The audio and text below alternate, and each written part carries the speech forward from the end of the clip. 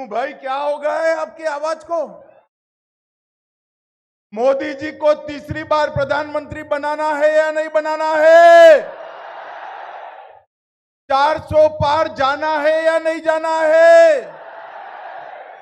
तेलंगाना में 12 से ज्यादा सीटें जीतनी है या नहीं जीतनी है? तो ऐसी आवाज नहीं चलेगी। मेरे साथ दोनों हाथ उठाइए। सभी लोग जो स्टेडियम में बैठे हैं वो ही उठाए। विजय के संकल्प की मुट्ठी बीजिए।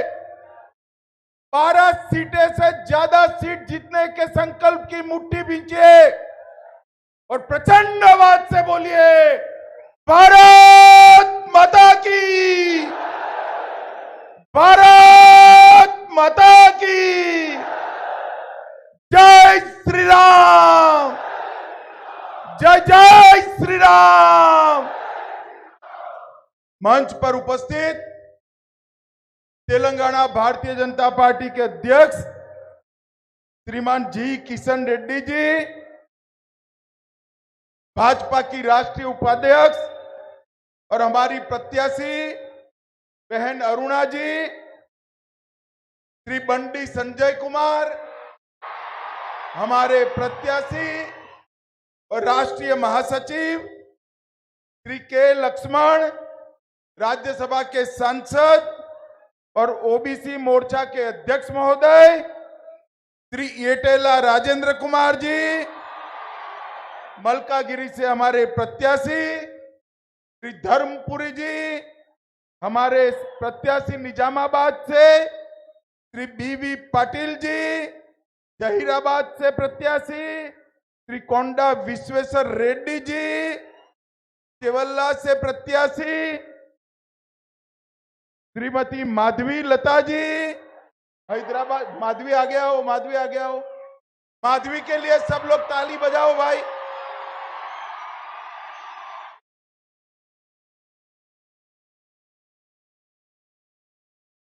डॉक्टर बूरा नरसैया गौड़ जी, पी भरत कुमार जी, सुधाकर रेड्डी जी, श्री जितेंद्र रेड्डी जी, श्री गरिकापति मोहन राव जी, श्री प्री रामलू जी, श्री ए वेंकटेश्वर रेड्डी जी, मंच पर बैठे हुए सारे भारतीय जनता पार्टी के वरिष्ठ नेतागण और आज समग्र तेलंगाना राष्ट्र से आए हुए मेरे बूथ के मालिक, ऐसे भारतीय जनता पार्टी के सभी कार्यकर्ता भाइयों बहनों को नमस्कार। मित्रों, मुझे लगा कि इतनी धूप में किशन जी ने कार्यकर्ताओं को इकट्ठा किया है, क्या होगा, मगर आज यहां आपकी संख्या, आपका उत्साह और आपका हौसला देखकर ये निश्चित है मोदी जी तीसरी बार प्रधानमंत्री बनने जा रहे हैं। भाई और बहनों, मैं देश भर के हर राज्य से जाकर आया हूं। मैंने यही उत्साह, यही हौसला और यही मोदी की दीवानगी को देखा है। मैं जहां गया मोदी मोदी के नारों से स्वागत होता है। भाई और बहनों, पूरा देश तय कर कर बैठा है, अगली बार 400 पार, अगली बार। मगर मैं आज तेलंगाना आया हूं, तेलंगाना की जनता को 2 हाथ जोड़कर विनंती करने के लिए और तेलंगाना के कार्यकर्ताओं का आह्वान करने के लिए। 400 पार होने वाला है, उसमें तेलंगाना का 12 से ज्यादा कमल आना चाहिए। 12 से ज्यादा सीटें तेलंगाना में भारतीय जनता पार्टी की हो और तेलंगाना को 75 साल के बाद इन निजाम की परछाई से दूर करने का काम तेलंगाना की। आज मैं तेलंगाना की जनता को कहने आया हूं, यहां 4 पार्टियां मैदान में है। एक कांग्रेस पार्टी, दूसरी टीआरएस, तीसरी मजलिस और चौथी भारतीय जनता पार्टी। भाई और बहनों, मुझे बताओ, टीआरएस, कांग्रेस दोनों मजलिस से, निजाम के प्रभाव से तेलंगाना को मुक्त कर सकते हैं क्या? जोर से बोलो, कर सकते हैं? ये दोनों मजलिस के एजेंडा पर चलते। हमें लगा कि तेलंगाना की जनता ने कांग्रेस को मैंडेट दिया, शायद अब मजलिस का प्रभाव खत्म होगा। जैसे ही विधानसभा चालू हुई, आउट ऑफ वे जाकर सारे नियमों की धज्जी उड़ाकर मजलिस के नेता को टेम्पररी स्पीकर बनाकर कांग्रेस ने इनका सजदा करने की शुरुआत कर। ये दोनों पार्टियां हैदराबाद स्थापना दिन मना सकती है क्या? जोर से बोलो, मना सकती है क्या? सरदार पटेल का सम्मान कर सकती है क्या? नहीं कर सकते, क्योंकि ये वोट बैंक की लालच से डरते हैं। हम भारतीय जनता पार्टी के कार्यकर्ता वोट बैंक से नहीं डरते हैं। हम तेलंगाना के कल्याण और तेलंगाना के सम्मान को समर्पित पार्टी है। भाइयों और बहनों, ये तीनों पार्टियां परिवारवादी पार्टियां। कांग्रेस पार्टी, आप देखिए, जवाहरलाल नेहरू, इंदिरा गांधी, राजीव गांधी, सोनिया गांधी, अब राहुल गांधी, आगे भगवान जाने कौन गांधी। ये केसीआर के बाद KTR, KTR KCR, KCR KTR, और बड़े मियां तो बड़े मियां, छोटे मियां भी सुभान अल्लाह। ये मजलिस भी परिवारवादी पार्टी। ये तीनों पार्टियों का लक्ष्य राजनीति में अपने बेटे बेटों का कल्याण करना है, बेटों बेटियों को कल्याण करना है। आप मुझे बताइए, जो अपने बेटे बेटियों के लिए काम करते हैं, वो तेलंगाना के किसान का भला कर सकते हैं क्या? जोर से बोलिए, कर सकते हैं क्या? तेलंगाना के ओबीसी का भला कर सकते हैं क्या? तेलंगाना के युवाओं का भला कर सकते हैं क्या?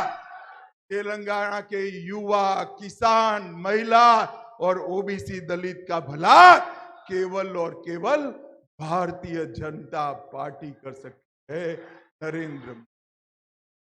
मित्रों, ये दोनों पार्टियां, कांग्रेस और टीआरएस, दोनों पार्टियां भ्रष्टाचार में लिप्त पार्टियां।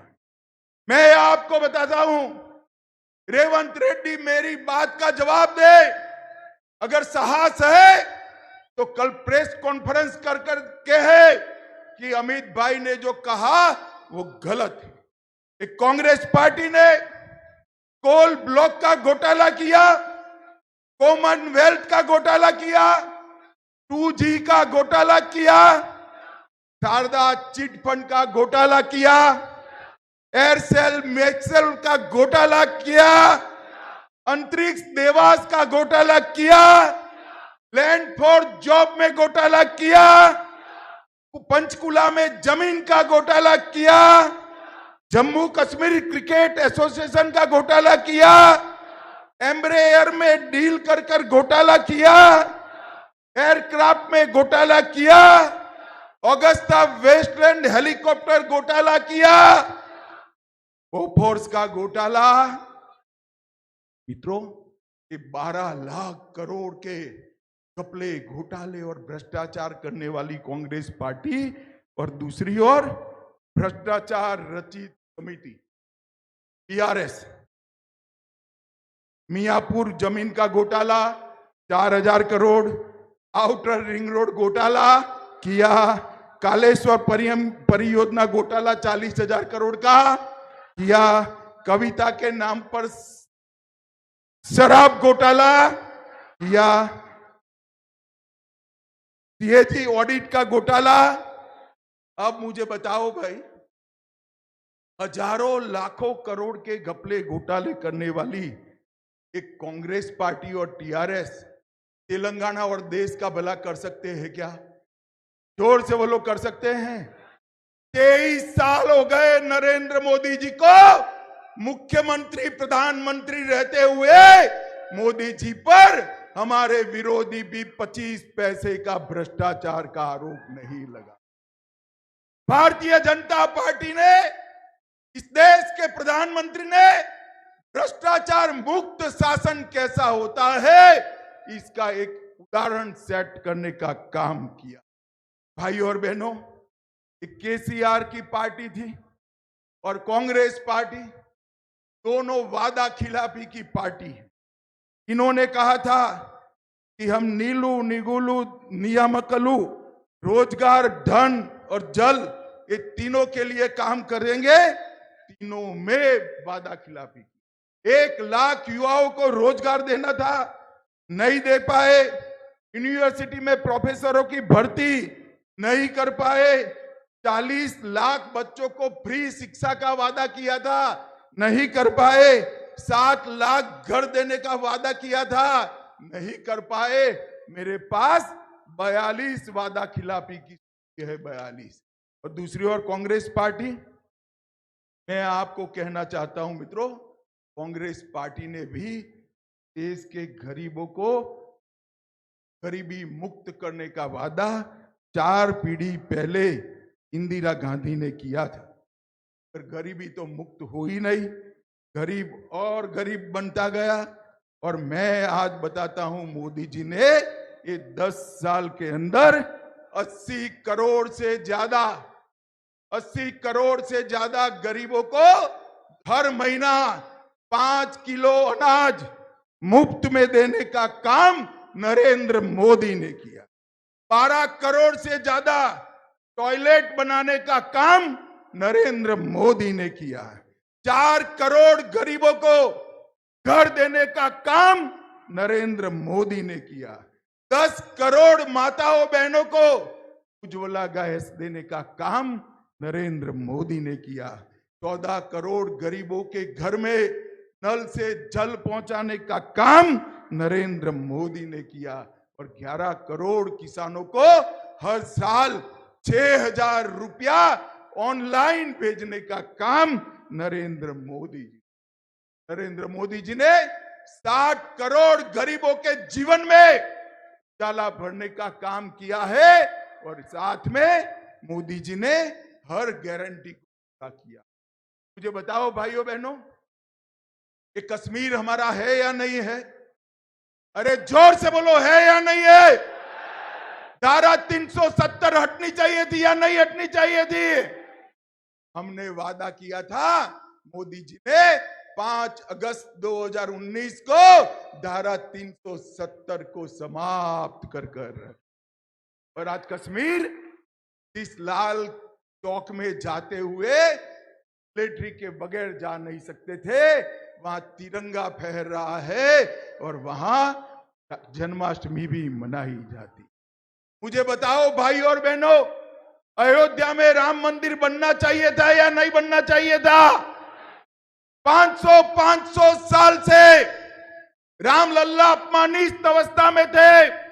70 साल से कांग्रेस पार्टी ने रामलल्ला को टेंट में रहने के लिए मजबूर किया, अटकाया, लटकाया, भटकाया, केस चलने नहीं दिया। मोदी जी के समय में केस भी समाप्त हुआ, भूमि पूजन भी हुआ और 22 जनवरी को रामलल्ला का प्राण प्रतिष्ठा हुई। भाई और बहनों, मैं कांग्रेस पार्टी को पूछना चाहता हूं, अगर आप चाहते तो इतने समय में ये गारंटी पूरी हो सकती थी या नहीं हो सकती थी? उन्होंने नहीं किया। मित्रों बताओ मुझे, 3 तलाक दूर कर मुस्लिम माताओं बहनों को सम्मान देना चाहिए या नहीं देना चाहिए? 3 तलाक जाना चाहिए या नहीं जाना चाहिए? कांग्रेस पार्टी ने 3 तलाक को कभी नहीं हटाया। वो ओवैसी से डरते हैं, वो वोट बैंक से डरते हैं। नरेंद्र मोदी जी ने 3 तलाक को समाप्त करने का काम नरेंद्र मोदी जी ने किया। भाइयों और बहनों, और मोदी जी ने देश को सुरक्षित करने का काम किया। 10 साल तक कांग्रेस की सरकार थी, सोनिया मनमोहन की सरकार थी। पाकिस्तान से रोज आलिया मालिया जमालिया आते थे, बम धमाके करते थे और चले जाते थे, कोई कुछ नहीं बोलता था। मोदी जी के समय में भी 2 प्रयास हुए, और पुलवामा में, मगर पाकिस्तान को मालूम नहीं था ये नरेंद्र मोदी सरकार है, भारतीय जनता पार्टी। 10 ही दिन में सर्जिकल स्ट्राइक और एयर स्ट्राइक कर पाकिस्तान के घर में घुसकर आतंकवादियों का सफाया करने का काम नरेंद्र मोदी जी ने। भाई और बहनों, अभी हमने कहा था कि हम सीएए लाएंगे, जो हमारे बांग्लादेश और पाकिस्तान से हिंदू, सिख, बौद्ध, जैन भाई बहन आए हैं, उनको नागरिकता देंगे। ये लोग विरोध करते हैं, मगर कल ही मोदी सरकार ने ये का वादा भी पूरा कर दिया। करोड़ों हिंदू, जैन, बौद्ध, सिख जो आसपास के देशों से आए थे, अफगानिस्तान से, पाकिस्तान से, बांग्लादेश से, उनको नागरिकता देने का काम कल नरेंद्र मोदी जी ने समाप्त किया। जो अपने महिलाओं के सम्मान के लिए, अपने धर्म की रक्षा के लिए, अपने गौरव की रक्षा के लिए भारत की शरण में आए थे, इनको एक कांग्रेस वाले मजलिस टीआरएस विरोध करते थे, नागरिकता नहीं देने थे। नरेंद्र मोदी जी ने इनको नागरिकता देकर उनको सम्मान के साथ जीने का उनका स्वप्न पूरा किया। और एक गलत फहमियां फैला रहे इस देश के अल्पसंख्यक भाइयों को कहना चाहता हूं, माताओं को कहना चाहता हूं, सीएए से किसी भी देश के नागरिक की नागरिकता जानी नहीं। सीएए नागरिकता देने का कानून है, नागरिकता लेने का कानून नहीं है। ये ओवैसी भी झूठ बोल रहे हैं, खड़गे भी झूठ बोल रहे हैं, राहुल गांधी भी झूठ बोल रहे हैं कि इससे माइनॉरिटी की नागरिकता जाएगी।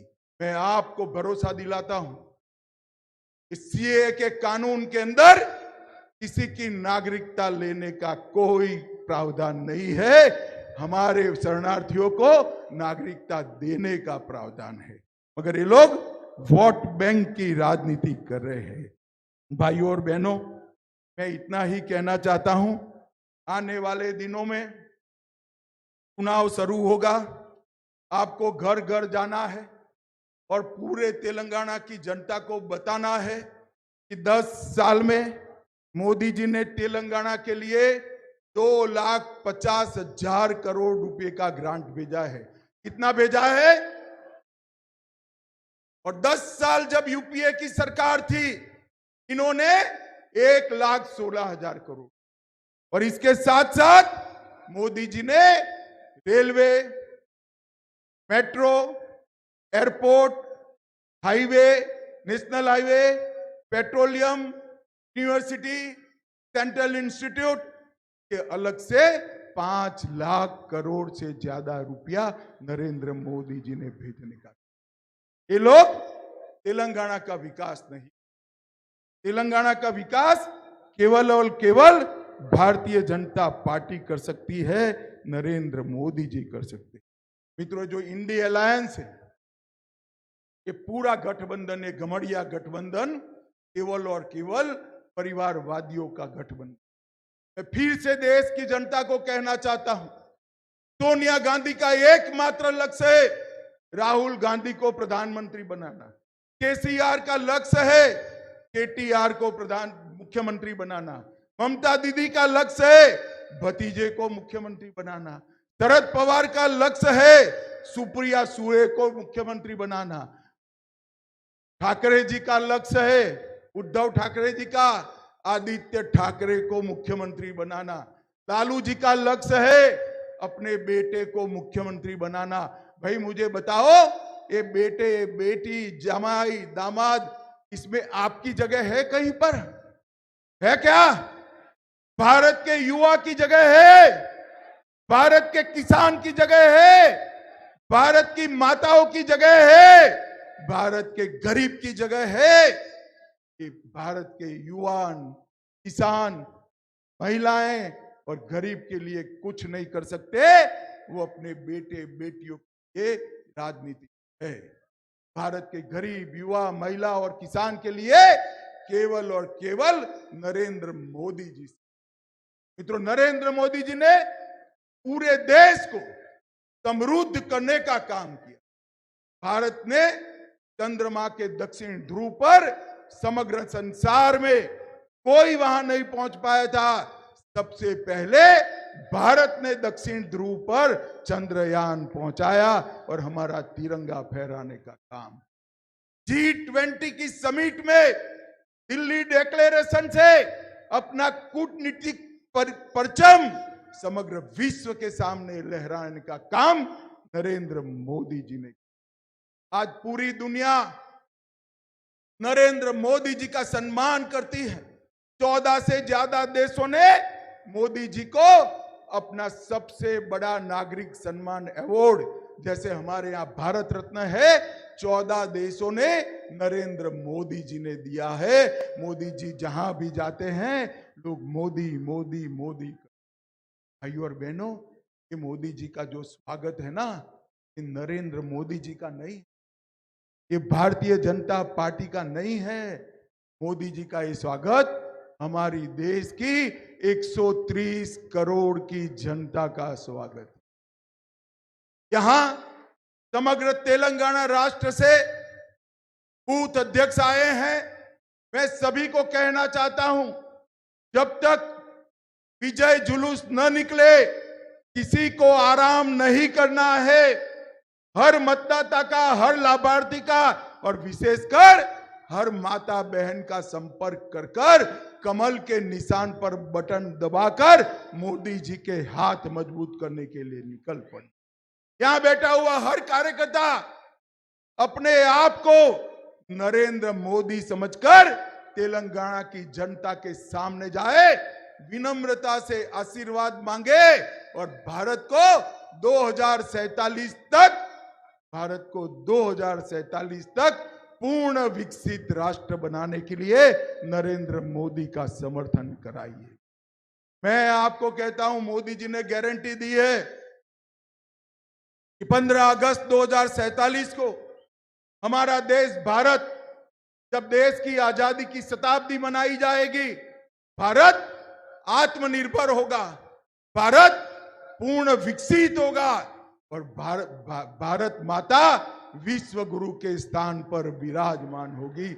ऐसा भारत बनाने के लिए हम सब ने आगे बढ़ना है।